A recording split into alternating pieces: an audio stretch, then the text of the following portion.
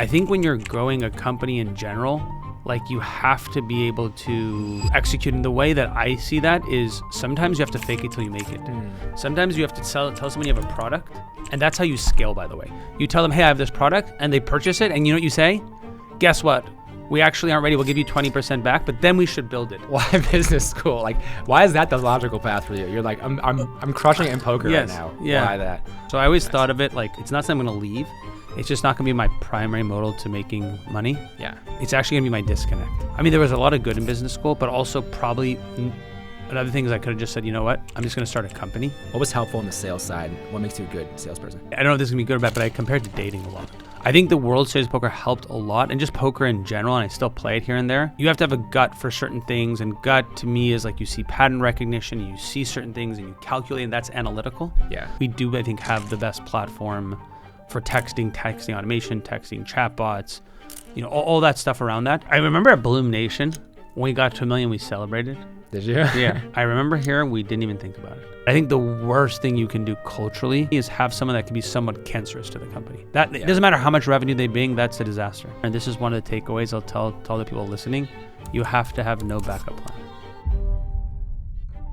Welcome to Just Go Grind. I'm your host, Justin Gordon. Today's episode is sponsored by Row, the all-in-one finance platform built for startups and high-growth businesses. With Row, founders get a single pane of glass that they can use to run and scale their business. Bank accounts, corporate cards, expense management, bill pay automation, and accounting to help them move as fast as they scale. Row is trusted by thousands of companies, from two-person YC startups to brands like Perplexity, Cal.com, Splitwise, and more. The big thing with Row, every customer has a person at Row, 24/7 customer support. That's phone, text, email. They will be with you at every critical milestone in your startup's journey. To learn more about why startups choose Row, visit row.co today. That's RHO.co today. David, welcome to the show. Thank you for having me. There's a lot to talk about with your background, with all things poker and then multiple startups and everything like that. But for people who don't know Whippy right now, what is this company doing today in 2025? Yeah, so we're think of it omni-channel, SMS, email, voice. Yep. A lot of what's going on right now are these AI agents. So a recruiting firm may use us when someone actually applies for an application to like screen and then put it back into their system. A pharmacist may use us to verify refills. So a lot of it is built off of this movement in AI agents. But also we have a VoIP, a dialer, a text. So some people use us just because we're integrated to softwares like HubSpot or industry-specific softwares. And then we have another part that's automated. So people can build workflows. We have a workflow builder as well. And so it's being used in a bunch of different industries. We're industry agnostic. And a lot of that came, and we'll talk about this, from working in a company prior that had a small TAM or addressable market. And so this time we decided to shoot for the stars. Yeah, I want to get into all of that. There's so much to talk about with that. So let's take a step back. So even before starting Whippy, obviously you're at BloomNation for people who don't know, venture-backed startup. And poker was in like, what year was that? 2006 roughly? Yeah. Okay, 2006. Why the change from poker to then the startup world in general? Yeah, so the story is pretty interesting. I don't know, are you a basketball fan? Yeah, okay. Definitely. So, I mean, the short of it is I was friends with the owner of the Lakers, who's Jerry Buss, who passed away, who was like the all-time best owner. He used to play a lot of poker with us. And I would play with him in heads-up games. And I remember once or twice I would actually go to his house, which was not far from LMU. And we just chit-chat. So, and it was cool because he enjoyed poker. I enjoyed picking his brain. But I think he was the first one that kind of got me started and like, hey, poker is a good side hustle. But if you really want to play a big game, there are much bigger games outside of poker. And so that kind of got me riled up. I was always a big Laker fan, like Kobe and before, Nick Van Exel, Eddie Jones. So like I took that to heart. And they helped me actually, believe it or not, like the LA Lakers actually wrote my letter of recommendation. So it was on Laker Paperhead. So that was awesome. And I ended up going to Chicago for business school, which I can tell you, was business school worth it or not? That's another conversation. Yeah. But that was just kind of the moment where I was just like, you know what? If you love the thrill here, the thrill is so much bigger and a bigger felt that's not just green and surrounded by 10 people. And so that's where I made my kind of move to business. How long were you playing poker before you became like a World Series champ? Obviously, there's different tournaments they have for that. But how long were you playing before that even? Yeah, so probably I could surmise it down to 5 years. Because the last year when I was at Cal, That was 2003. That's the year that Chris Moneymaker won the World Series and where it all exploded. And it happened to be the same year that I was teaching poker at Cal. And so what I mean by that is they let you teach courses. Okay. Pass, not pass. Like you couldn't like flunk anyone out. Mine was called the Statistic and Probability of Gaming. And so that got me really excited about poker. That was 2003. And then I went and had a job, probably the only job I've had in my life, real job. I mean, I think these are real jobs, was about a year.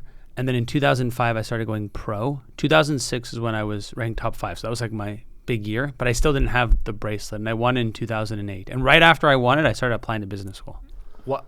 Why business school? Like, why is that the logical path for you? You're like, I'm crushing it in poker right now. Yeah. Why that? I think I'd already decided that. So like this summer, now that Whippy's growing and I have some great people on my team, I'm going to go play the World Series of Poker. So I always thought of it like, it's not something I'm going to leave. It's just not going to be my primary modal to making money. Yeah. It's actually going to be my disconnect. Business school, that's actually a good point. I don't know. Thinking back in time, I mean, there was a lot of good in business school, but also probably another thing is I could have just said, you know what, I'm just going to start a company. Yep. But it's hard with poker because what ends up happening is people have a bad day in a company, a bad week, a bad month, and they just go back to the tables. Yeah. And I realized to be successful as an entrepreneur, and this is one of the takeaways I'll tell the people listening, you have to have no backup plan. It's funny. I talked to Chris Lee, who's also a poker player in LA. I don't know if you know him or not. Have you ever heard of him? Vaguely. Yeah. So like, I interviewed him, and same type of thing. He went from poker to business school at USC. That's how I knew him. I don't know what the connection is here between why people do that. They just think like maybe business. I guess it's a good fallback because like regardless, it's like okay, a job opportunity would be there. You'll learn some different skills. For you, what did you take out of that experience? Yeah, no, that's a good question. So I learned pretty quickly in business school that the direction I want to go is not necessarily like everyone else. So in business school, for anyone that's thinking about it, I mean, I think it's really good if you want to completely change careers and you can't get into it otherwise. So like an example of that would be someone who's doing poker and wants to go into venture capital or investment banking or consulting at like a big firm. Yeah. But I pretty quickly realized that's not for me. So then the whole point is like, well, what am I going to do with the rest of school? And that's actually where BloomNation came in. A friend of mine, my former co-founder at BloomNation, he had this idea about connecting people to florists, kind of like what happens with Airbnb. You type in an address and you can see the apartments. Some of them are hotels. Some of them are actually like, you know, at home you couldn't discover anywhere else. And he saw the same issue with flowers. And so I think I piggyback off of that the second I realized investment banking is not for me.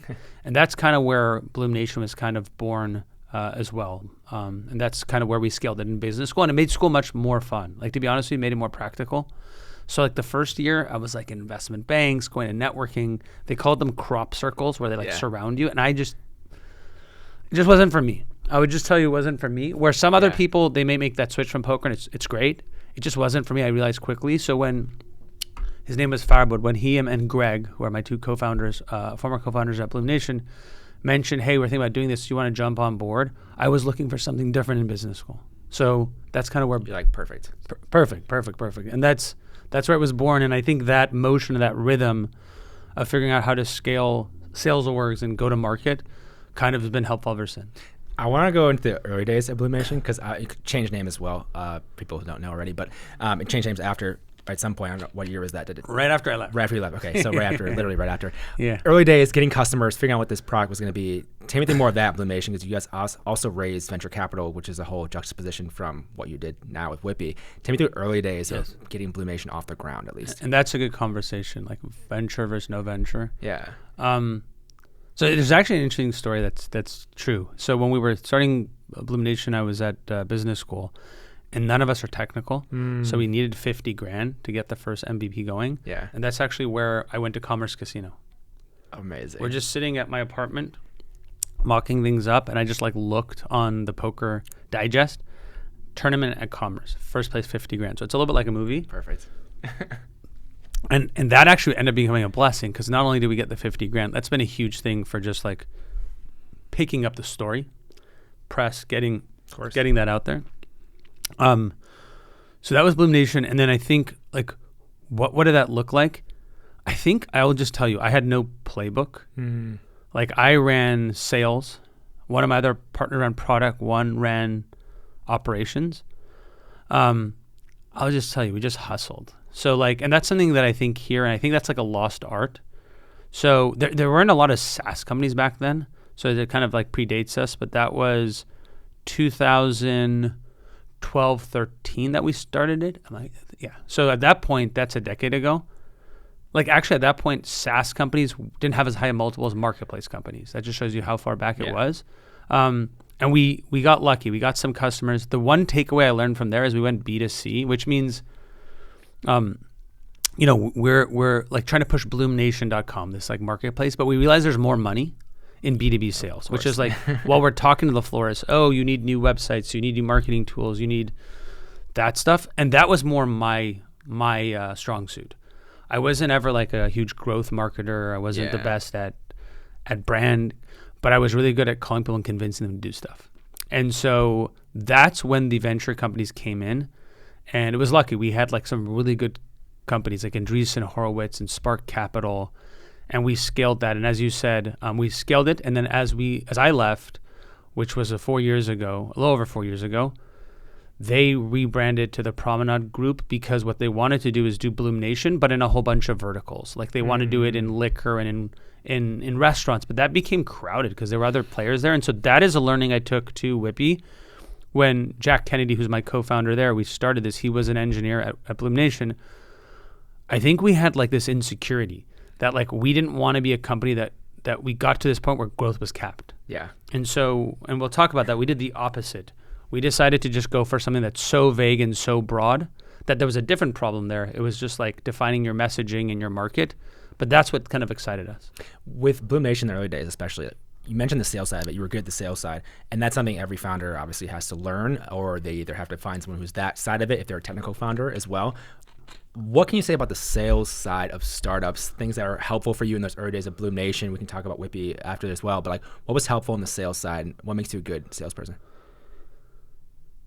Well, I don't know if I'm good. We'll have to. That's like a different conversation. But I mean, I don't know if this is gonna be good or bad. But I compared to dating a lot, and like, you don't have to have the best car, the best clothes. Like, that's not the person that's usually the most successful going out. It's the person that just has the most conversations, like who's not afraid of rejection, who actually thinks of themselves in a certain way that others may not think about, and that carries off. And so I think in sales, I mean, we had a good product. I think we were able to make really good connections. And I think the other thing that we're really good at doing at both companies was leveraging those contacts for more. So we were never good at like, oh, cool, your customer, thanks. We're always like, hey, do you know other florists? And at BloomNation, and in BloomNation, we scaled actually by going one level up, the wholesalers. I was able to make relationships with all these wholesalers that sold them flowers. And I convinced the wholesalers around the country to do these joint events with us to say, what's good for your customer is good for us and good for you. And that helped actually speed go-to-market. Oh, interesting. I just talked to Everett Cook, the CEO of Row, recently. Okay, yeah. They're a sponsor of the show as well. Thank you, guys. And like in the early days, especially, they did so many events as part of their growth strategy. Yep. It's like, how do you stand out? How do you build brand in something like business banking? And they're like, we're going to go host events. We're going to have just kind of boots in the ground style. I could see where you can easily partner up with all the other service providers who want the same customers. Yes. It's like jointly beneficial. So very helpful in that way too. And I think a good example of this, just to tell you, and I don't know if this will just show you, in this world, we just sponsored a trade show. Yeah. And I think it cost me like $50,000. I'll have to look at what it was. We got a booth and it was great event. There was someone else who had sponsored the prior booths and he didn't. He just went, it was in Miami at the Fontainebleau. Yep. He just ended up getting a cabana at the pool in a penthouse. Yep. And he'd just go in the lobby and invite people. And I think he paid, I don't know what he paid. Let's just say a fraction of what I paid. For the suite or whatever it was. Yeah, and he had like his own conversations, intimate conversations. And I was like, wow, that's pretty hustle. Yeah. So I agree. Like one of the things I was thinking at the show, like I'm a basketball fan, a sports fan, is should we just call like the largest prospects and then just invite them to a box at a sports game? Like, and if we do 10 of those, maybe that's the same cost as a trade show. And I think I'm going to measure and I can come back and tell you which one gives you more return. But my gut is those high touch kind of events with larger prospects might actually, prove more fruit. Yeah, especially it depends on like what your lifetime value of a customer is, right? Yes. And like that's a huge part of it. Is I looked at, even from a perspective of finding sponsors for the show, it's like, okay, who has a high LTV? Because then obviously they're willing to spend on sponsorship. Yes. But also it's like their customers are just worth way more. They Yes. take more shots on goal, everything. And to the point of like showing up, not even having like the trade show booth. It's like the Tim Ferriss thing in the early days of 4-Hour Work Week. I loved it. It was just like South by Southwest. He was just at the like bars and stuff talking to people, not even in the show. I love it. I love it. Amazing. I was even on my reps. We took a bunch of reps. We only had a certain amount of passes. Yeah. But I still took the other reps in the lobby. And I was like, I noticed there were more people there and deeper conversations at the bar over whiskey, right? Yep. So I do think that is hustle, by the way. That is hustle. If someone's thinking about starting a company and let's say it's in the podcast world, just go to the show. Like if you can't, I mean, this is probably not good if you can't sneak in, right? And I did see people sneaking into this one and I didn't rat them out because I was like, that's hustle. Yeah. You're asking me how to start a company. But then go start at the bar, sit down there, open a bar tab, buy someone a drink, ask them questions. Like that to me is like one sign of hustle. Yeah. With BloomNation, so obviously you raised from really good investors like A16Z and stuff like that. Like what was the progression in terms of as you guys started to grow? What was fueling that growth? How did it like evolve or change over time? Yeah, so the big thing is, I mean, I always believe in revenue as a growth. Like there are a lot of people that I know that have really good ideas. And I always tell them the same thing. Like, you know, I'm Persian, right? And so many of the last generation said they should have come up with Uber. My brother-in-law's father says that too. But it's all about execution. And the only way to execute is, will people pay this and can you execute? And so many people have these ideas. Ideas 1%, execution is 99%. So I think when you're growing a company in general, like you have to be able to execute. And the way that I see that is sometimes you have to fake it till you make it. Sometimes you have to tell someone you have a product. And that's how you scale, by the way. You tell them, hey, I have this product, and they purchase it. And you know what you say? Guess what? We actually aren't ready. We'll give you 20% back, but then we should build it. And money is what guides you. And so at BloomNation and here at Whippy, more than anything, it's actual contracts that people sign and willing to pay, even to your viewers, if you have to refund their credit card and tell them, you know what, I was just joking. Yeah. But that's true product market fit to me. Yeah, because everyone kind of bullshits if they like wait lists or whatever. Their friends are always going to tell them it's exactly. Great. But tell your friend to charge their Amex $30,000. Yeah. And then you'll see if you have a real idea. So to the question with BloomNation and scaling, and here with Whippy too, it's like, and it's even harder because you're bootstrapped now.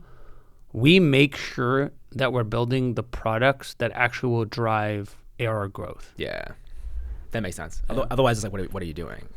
And you're right, dude. So many people I know that I talk to are like, well, my friend said or the customer said this, but I really believe you got to charge the Amex. Yeah, I think charging is the only way to actually have a true like grasp of if a customer will be a customer. Is like you see the wait list of like tens of thousands of people on this wait list for this product, and how many of them convert? And it's always a fraction of the amount. And people get super hyped, like, we have this wait list. Okay, how many customers do you have? Paying customers do you have? Which is really what matters at the end of the day. Going from BloomNation, so when did you, 2020 roughly? Yeah. Okay. Right around COVID is when I took like an actual go find me trip. I went to Asia for 2 months. I love that. I came back, just happened to be at the same time, which is right before. Crazy timing. Came back, and this engineer that worked close with me at BloomNation had gone to Shutterstock. And we always kept in touch, and we had a good bond. And he said when I left, I'd love to work with you. And you know, a lot of people say that, but again, it's execution. He actually followed up, which is rare. I've learned just like actual follow-up is rare. Yeah. And so I took it seriously. And we just started brainstorming ideas. And we started by building actually more of like a consulting firm, like a web agency, so to speak, to see real pain. Yeah. And that's where we started to discover like these people aren't getting back to leads. They're not calling, like they're not following up, like their communication isn't seamless or integrated. They have 6 different softwares. And so the idea, and it wasn't like an overnight thing. Yeah. Even to today, it still kind of adds products and ideates just a touch, but we build on top of the core problem that we see our users have, which is just communication. I can't just like gloss over that a couple months of you finding yourself or whatever you want to say, getting away. Just take me through that, because I know a bunch of founders who have done the same thing. I know a friend right now who's like trying to exit one of his companies to start a different company that he's like interested in. What were you even doing in that time? You're just like trying not to think about work, or you're like, take me through that for a second. So it's actually interesting. Another friend of mine who used to work at BloomNation, I was like, I decided probably maybe 6 months before I left, maybe even a year, that I was heading that direction. So I had to find my replacement. And so when I decided to leave, I was just like, let's start something else. I want to start something else. And a friend of mine kind of talked me off of that ledge and said, like, just like, don't think. And I think being the poker player, I'm so analytical and I overthink a lot.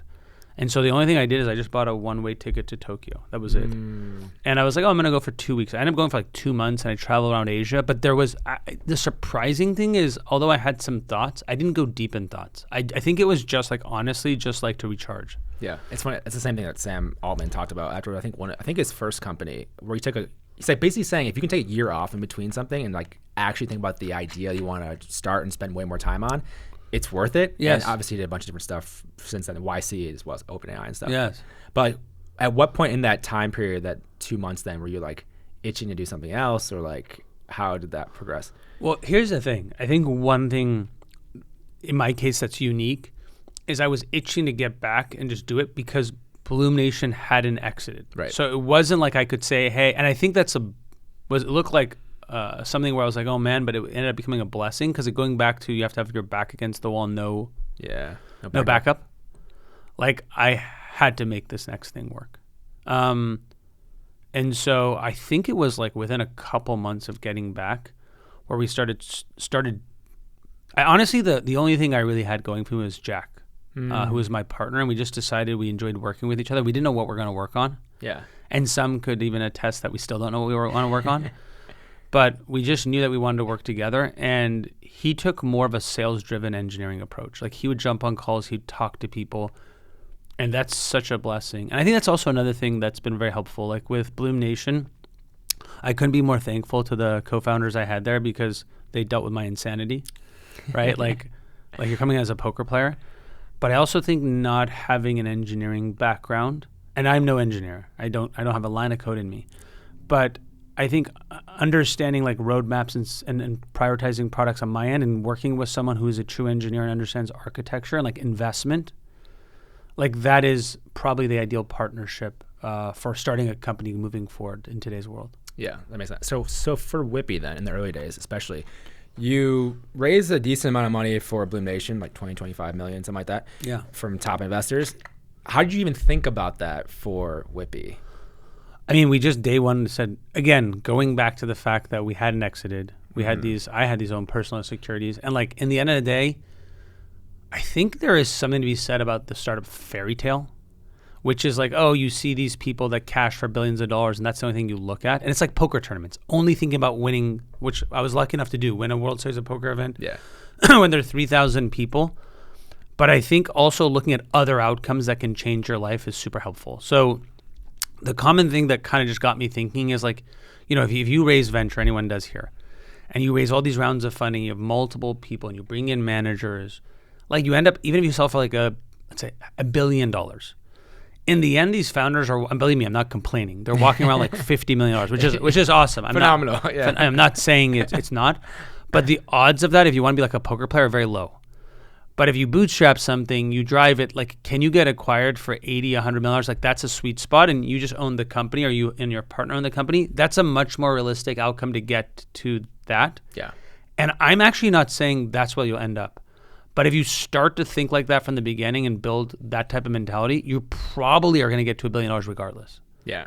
But because at that point, you can raise a little capital to get you going and stuff like that. But the choices are yours. No one owns you by the you-know-what. And I think we did see certain things when we structured the deal that I learned, like we had to recap our cap table. There were certain things where investors had certain rights. And I think ultimately,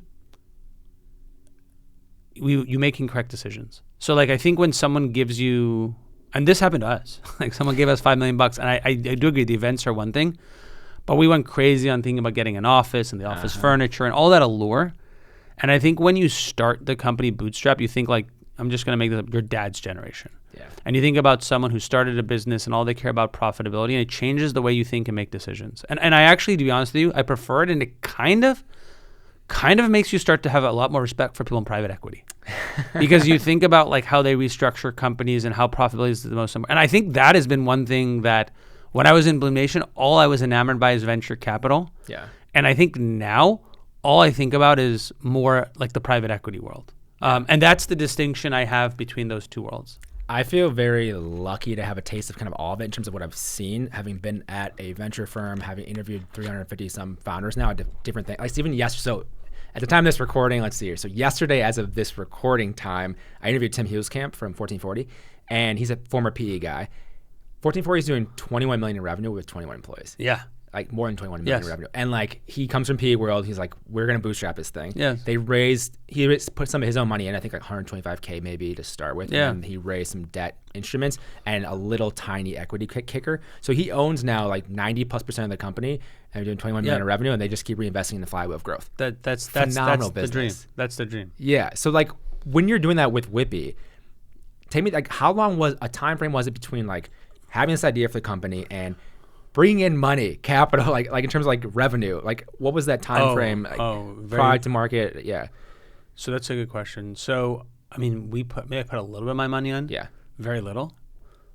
Revenue is almost immediate, because I mean, here's the caveat. That's why I think the founders and their skill set makes a difference. So I wasn't getting paid in the beginning, and Jack wasn't getting paid. And I would assume if we were to work at a big company, I mean, probably with his skill set in mind, probably in terms of salary, at least a couple $100,000 each, if not more a year, right? So that's what we're foregoing, I think, for the first year. And we're both on the same page. I think that's really like what I would call like our sacrifice. Like we, as a result of that, we were it's back to what I'm saying. Like we were not building stuff. We actually probably were, to Jack's, a lot of respect for Jack in this sense. He'd be on calls and he knows the technical infrastructure, and he's the opposite of the engineers that I've known in the past. Like someone would ask for something and we'd see how much they want to pay, and Jack would say, yep, they'll be ready in a couple weeks, and he'd just go on a island and just do it. So I'm lucky to have a partner like that, I would say. Yeah. So that helped as well. So like when we figure out real pain points, even right now when we do, like when we see that it's going to drive revenue, we just go into total execution mode. Jack especially, more than myself. And I think that combination of us foregoing a little bit of salary in the beginning and doing that got us to profitability very quickly. Yeah. Who did you hire then as your first kind of couple hires? That's a good question. So the first couple hires were 1 or 2 engineers. Yep. And then once we started really getting sales going, like I was doing sales, I was doing a bunch of stuff, but like sales and then obviously like implementation. Yeah. So the next thing was like, I'll continue to do sales, but let's get someone to do implementation and customer success. So that's the same at BloomNation. It was almost those same hires. Like we hired a customer support success person before we hired another salesperson, because for me, I was doing both. And I'm like, which one is more important to give up first, to delegate out? Yeah, that makes sense. So with that company then, so with Whippy, I'm trying to think of like, you have this idea for it. Was the initial product, you offer a lot of things now with the product, obviously it evolves over time. Yeah. I heard, I think some podcast, it was like just a text was the focus, SMS was the focus? Well, or what was the original? Yeah, it wasn't the original, like the vision, we knew where we're going, yeah. But the question is, what will people pay for now?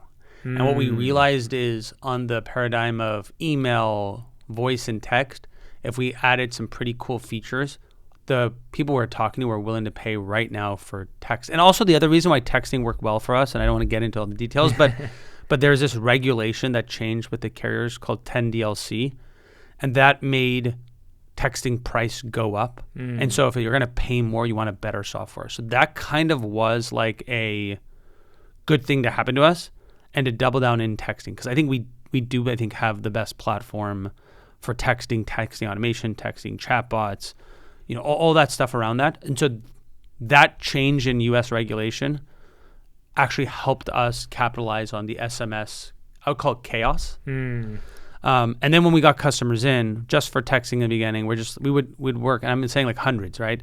We'd figure out what are the other pain points that we could kind of address that texting would work well with. So when we build products, even though we look like we're insane, like we have texting, and then we have a product called Voice AI that will call you and you train it. Yeah. And then we have VoIP, which is phones. But we realized having them all in one was more powerful than having them separated. And so that's kind of been the principle that guides us to make products. With that too, so did you nail the customers right away in terms of like the ICP that ends up being what you have today? Did you nail that right away? Because you're always optimizing for whatever's going to bring in money because you're bootstrapped, right? Yeah. Was it the same customers then, or has it evolved? So I think the answer is a good question as well. I think the answer to that question is, for me, I take chaos as the CEO. Oh, so like I still today had 4 demos myself and we're like, let's say 40 people. And they were just totally different personas. And what I'm trying to do is fish for something that actually is a real pain that I think we can scale. Yeah. I still don't hand it off. I try to get the next 10 customers myself. But at that point, we like create like a ICP and a persona and like document it. Yeah. And then I go to a really good rep and I say, you take it from here. And I'm going to go fishing. And that's, again, going back to BloomNation and their name being Promenade Group. They wanted to do that, but it was probably later in the game where they wanted to. And so when we do things now, we try to create stuff and like this one vertical and this next vertical and this next vertical. And right now, that's my job. My job is to take calls back to back to back. Sometimes have nothing to do with it, and try to read through the BS and see who is a real product market fit and how much will they pay and what can we build. And then create some process that's somewhat repeatable and pass that to a smart person. How much of that is from BloomNation and like that experience learning, and how much of that's from your poker background and you're just always analytical on things anyways? Yeah. Honestly, probably even going farther back. Like, you're in LA, so you get this. I don't know where the viewership is, but like we're Persian, right? I'm out here, and Persians out here are hustling and they're out there and they're selling when they're kids and they're competitive. And, so for me, even before all that stuff, like I used to buy baseball cards. I used to go to the trade shows and see how I could trade up cards. Same. And I actually even had, very quickly, I started having a booth at the trade shows. Amazing. And I was selling, and you know what I mean? And so like that world has always been kind of part of me. I think the World Series of Poker helped a lot, and just poker in general, and I still play it here and there, because you have to have a gut for certain things, and gut to me is like you see pattern recognition, you see certain things, and you calculate, and that's analytical. Yeah. So I think it's a combination, but I don't know. I mean, I've been trying to think about this myself. Is that something you can train? And I think to a degree you can take it from like 1 to 10. It's very hard to take from 0 to 1. I think that person kind of has to have a little bit of it for you to take it to the next level. Yeah, it's funny how many entrepreneurs have that type of experience. Being a kid, selling something, whether it be baseball cards, trading, or the lemonade stand, classic thing. So many. Because I write these deep dives on world-class founders, probably like 60 or 70. And so many of them have had something as a little kid. They're selling already. It's like that experience gets taught early, and you kind of just carry that over when you learn other skills to layer on top of that. So then you kind of become unstoppable in many ways. And I think, to be honest with you, like, kudos to you here. Like, the questions you're asking are great questions, right? And like, you didn't just come here right now, I'm assuming, I don't know, unless you're a chatbot or a genius, and you prepared because you're taking this seriously. It's not something I could train in you. Yeah. Like, you came here because this is what you're passionate about. Maybe you had to do a little more work than you wanted to, but you're asking the questions here that are super impressive. And like, that makes me want to tell my friends about that. That makes me want to invite other guests to tell them to talk to you. So I think, again, we can get there, but you have something in this world that you're bringing here to this podcast that I just probably couldn't give you if you didn't have it. Yeah, and everyone has obviously something with that in terms of their skill set. And it's a mixture of like, what's the self-awareness on your end to know what you should be doing, or within a company itself, what should you be doing? Which company should you be building? Like, all these different like layers upon that. And then it's like, okay, for me, it's always curiosity. So curiosity drives kind of everything. That's why the podcasting world's perfect, because I'm like, I could ask questions for like 8 hours and not get tired of it. And also combining curiosity with business, and like, those are the passions. So then you're like, oh wait, all these things combined make it work. And then I talk to these crazy chaotic founders, which is a perfect mix of all these things. And that's what I love. With you guys, with Whippy, so when I got the email, I was like, hearing about you guys, I think you're doing like millions in revenue already. This is 4 years in or something. How long did it take to get to the first million in revenue? And what was that feeling of like, we bootstrapped this thing to getting to that point, knowing that we had much bigger vision, obviously?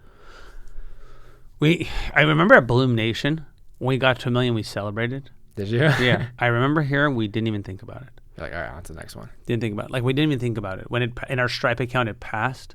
So, I can't even tell you the moment it did, but I realized when it did, I don't even think Jack and I talked.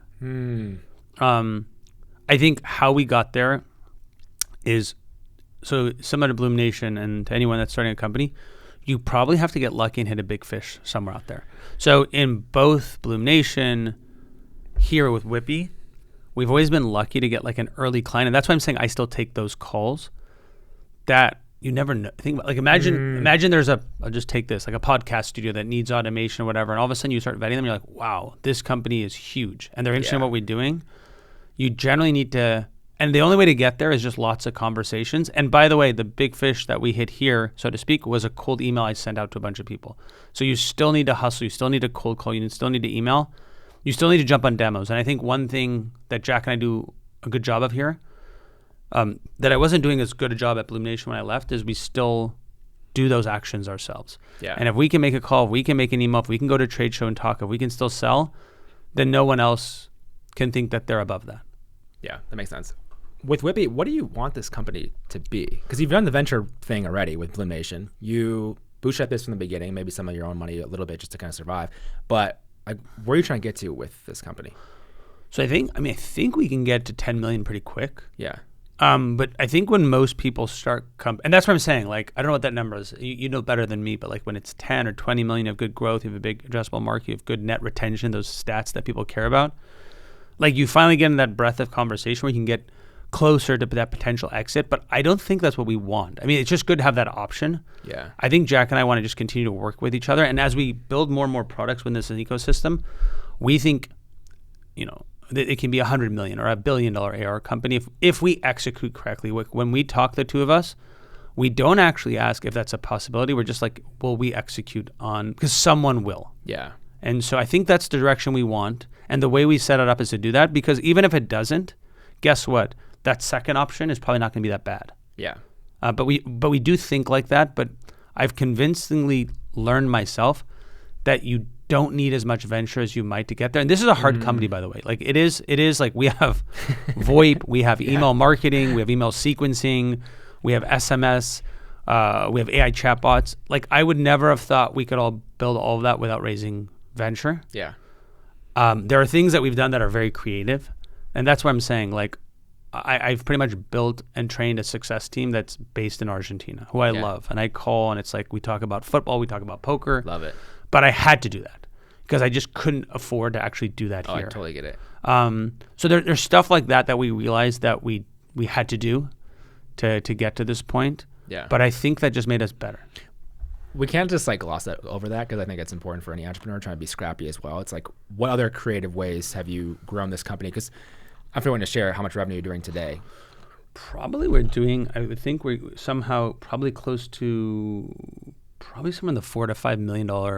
So $4 to $5 million in revenue in like 4-ish years. Yeah, and I think it was probably slow. It was probably like, you can think about it, half, then 1.5, then 2.6, then 4.3, something like that. Which is phenomenal for any company, especially a bootstrap company. I mean, obviously, depending how much a company raises, it's going to dictate. But like when someone trying to get to a seed round, they're at maybe $250,000 in revenue. If you're trying to get to Series A, now it's 1, 2, maybe $3 million in revenue. And that might be 18 months in, 2 years in, if they've gotten some traction before that. Yeah.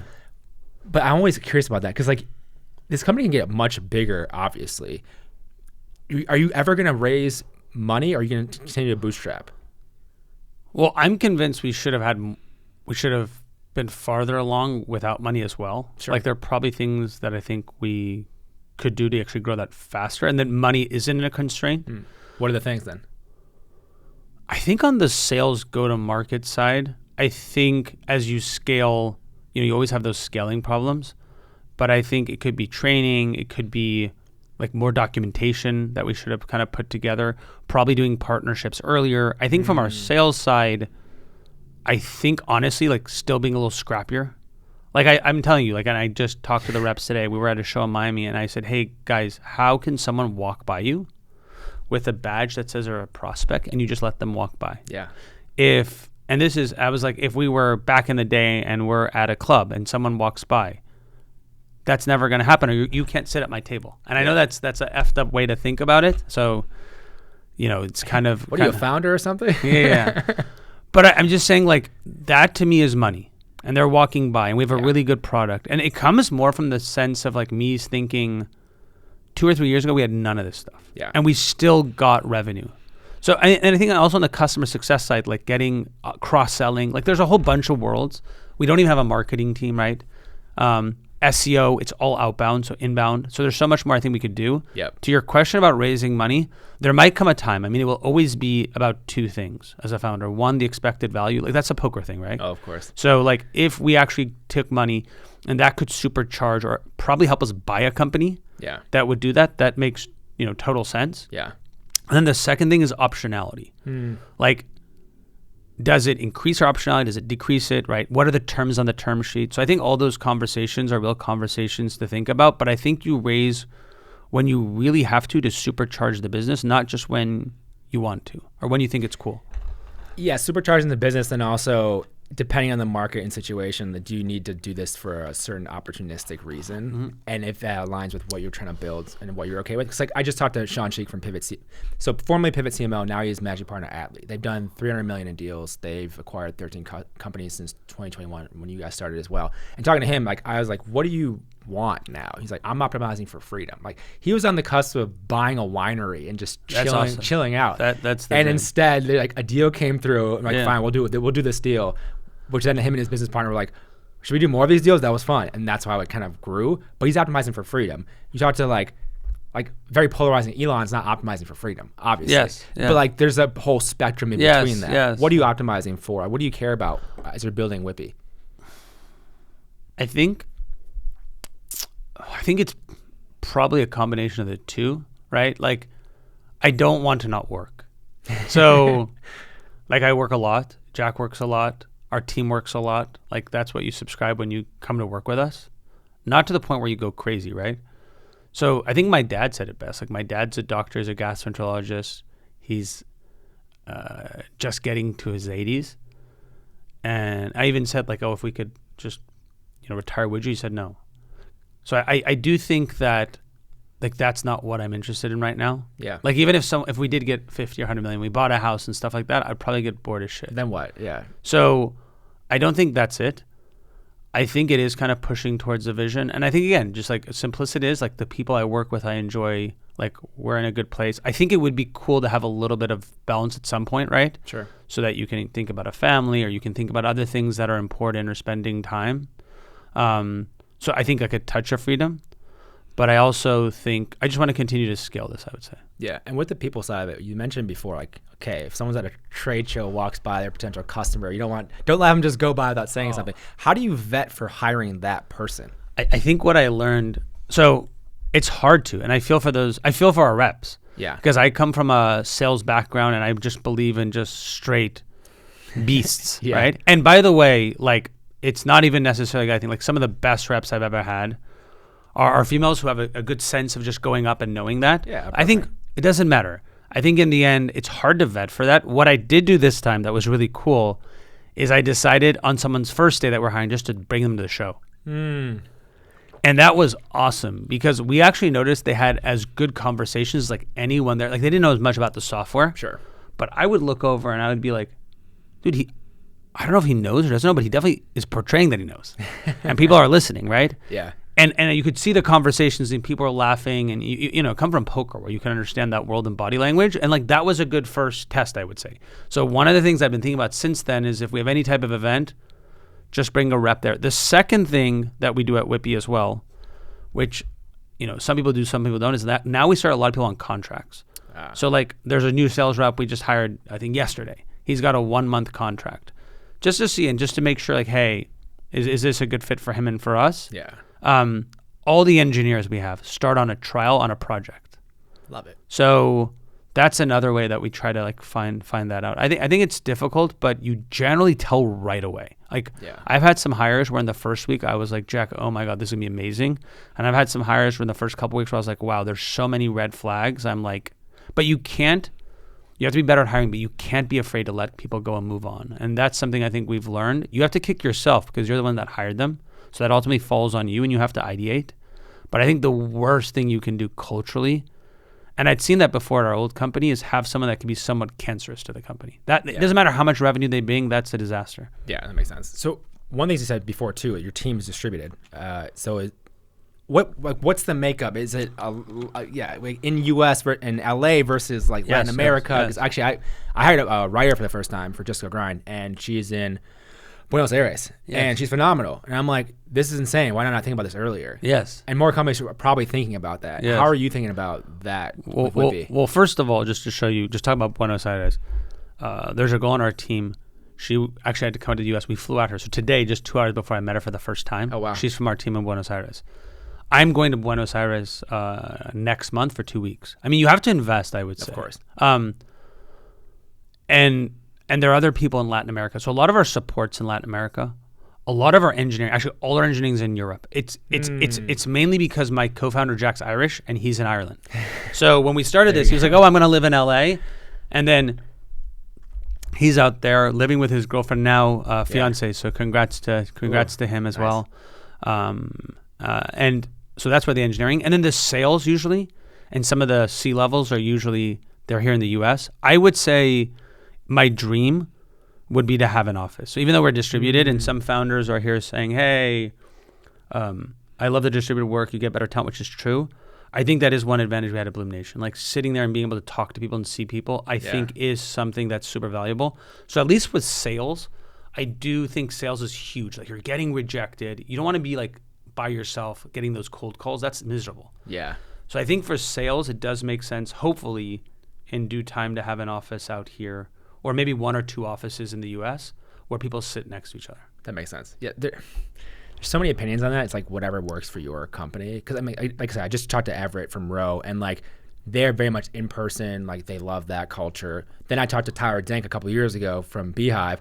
They're very much so remote. Yeah, and like he's like loves that. I think he's in like Colombia or something. So like you see that difference.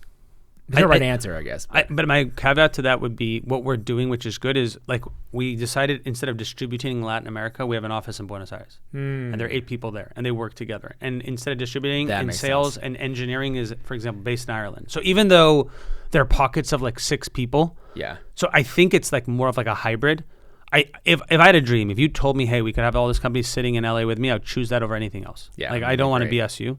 But if not, I think it'd still be good to have these pockets because it helps. Like it helps not only for a CEO, it helps not only for that culture, but it helps because you get some of your senior people to be like, you know what? This person's an all-star. I'm seeing them go out of their way. This person is, I'm just seeing in person, they're just not picking things up. So I do think even just having little pods makes things more transparent. Today, so you're like 4-ish years into Whippy. Obviously done, you're at $4 or $5 million in revenue at this point.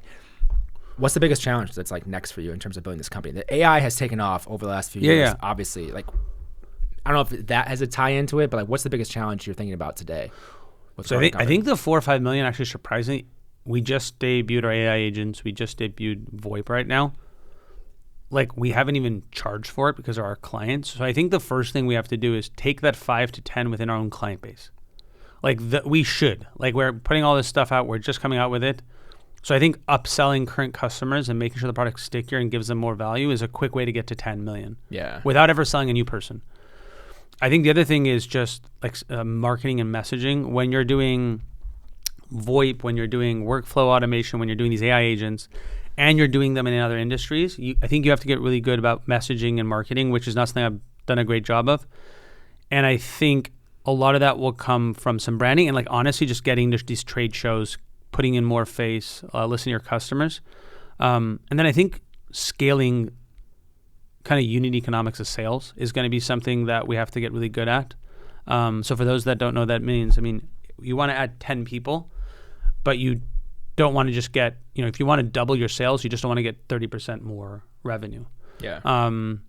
So I think those will be challenges that we face, but I'm excited. And I think, again, that multi-product pronged approach actually really gets us jazzed because we realize in one industry, you need to have, and this is a cool thing I think about, you need to have like the sexy object.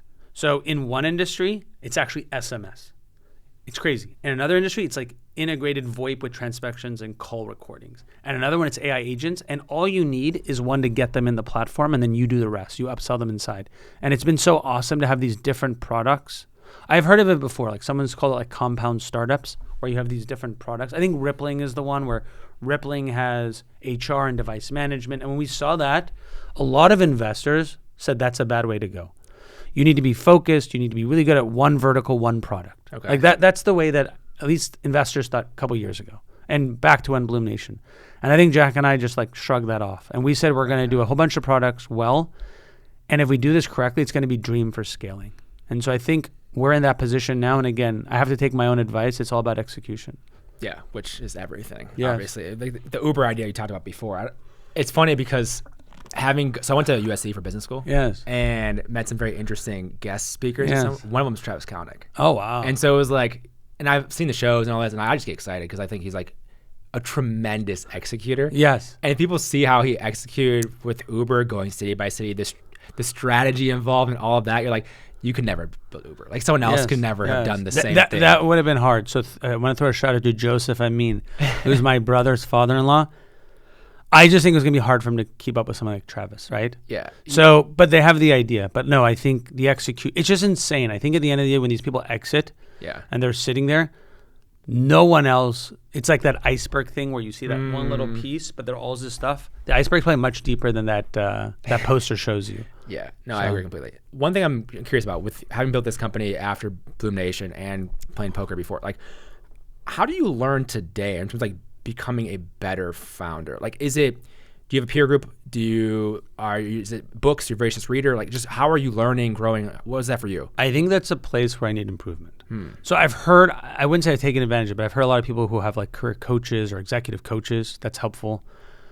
I mean, my best way, and I know it's hard, is just having these one-on-ones or these quarterly meetings where it's all about them giving me feedback. And the questions really that I ask are like, there's in my, assessment one-on-ones, it's just like, where are you at 1 through 10 with the company as a whole? And they're like, I'm at a 6. Okay, last time you were at an 8. What's working well? And they'll tell me. But I'm like, how do we get you to a 10? And that just unleashes things. Well, if I'm going to get a 10, I need this. And that helps because that's an easy way for me to get real feedback. I think the second thing is you have to be approachable. And like, maybe this is where poker makes you not too emotional. But when they give you that feedback, you have to just like take it in and actually show that you'll actually implement it. Yeah. And I think when you do implement it, and like someone recently was like, we need someone in this position, I'm sinking underwater, and we did it. Other people are like, oh man, if I actually say what's going on, there's actually going to be a founder that's actually going to help. Through that channel of transparency, they tell you where you're effing up and where you're not. They help you. So that's been the closest way I've gotten to probably improving as a founder. Yeah. I probably could do a lot more. I mean, there's always more to do, right? Yeah. There's always more to do. Everyone has a different approach. That's why I'm curious. Like, I think... So if I look at like Patrick Collison from Stripe, I look at Christina Cacioppo from Vanta. Some of these people are like very much voracious readers, learning from history. That's just how they're wired, though. They've been wired that way from like birth. It seems like. So like, but everyone's not wired that way. Some people are. It's more of like they want feedback constantly. Other people, they have peer groups, whether an actual peer group or they just have their homies who are founders. Yeah. There's no right way. I'm always just curious how people are approaching it. I think the other thing I do just naturally in the sales world is I talk a lot. So if I have questions, I always call people up. I'll always ask people to dinner. And I think that's a big thing. Like if anyone, you've heard this. I think I even saw it on one of the podcasts you did. When you ask for advice, they give you money. When you ask for money, they give you advice. I think that was one of yours I watched. So,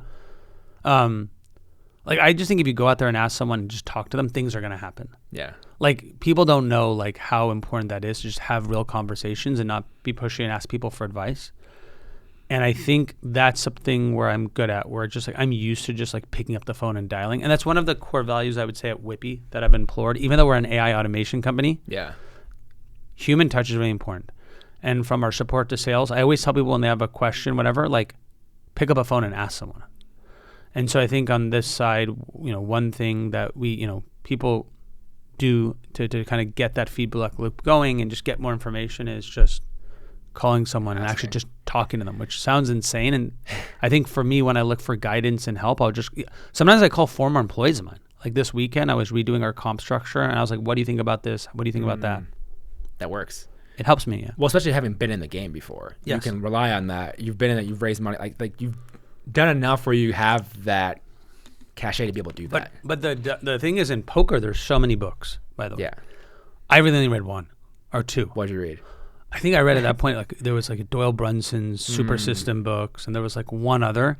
Like I learned by going to the poker table and then just asking people incessantly, I'll buy you coffee. Will you tell me how you played this hand? So I could have read 100 books. And I think that's how some people operate best. I think mine is like, just you got to put a little bit of money and a little bit of skin in the game right there, and you'll learn by doing. Yeah. I mean, there's so many ways to go about it, obviously. In terms of learning and growing, it's ultimately like, what is the company growing? Like, but how you prepare yourself for like that next step of the company? Because every company, as you progress, it's a new company. You have new people, but also new challenges, new customers. Everything's changed. One of the last things I'm curious about with your company, given this environment, AI and everything, how do you stay on top of all that? Like, how do you think about the developments in AI and how fast everything's moving as this company? I'm just curious about that. Yeah. I think our principle has been pretty simple. Build things that are functionally relevant and are low-hanging fruit. So I agree. Like, there's some wild things going on in AI. I mean, when we're sitting here right now and we're chatting, the gentleman helping us, put this together was telling me how you can like feed podcasts into AI agents and it edits and creates real. There's so much wild stuff going on. Crazy, yeah. For me, I just look at my customer base and I'm just like, what is the lowest hanging fruit of something that we can build that will cut that 30 or 40% of time that's just so obvious and transparent and can be verticalized to other industries. So like a lot of times it's simply like in staffing, it's just like, how do you automate the interview questions I have and fill in my system, data entry. So when we think of AI, I know it's going to go to wild places, but I call it functional AI. There's this wild perception of AI and it's going to take over. I'm only concerned with what can actually take away 50% of your workload that even you would agree is just dumb for me to do. Yeah. And that's the place that I think we focus right now.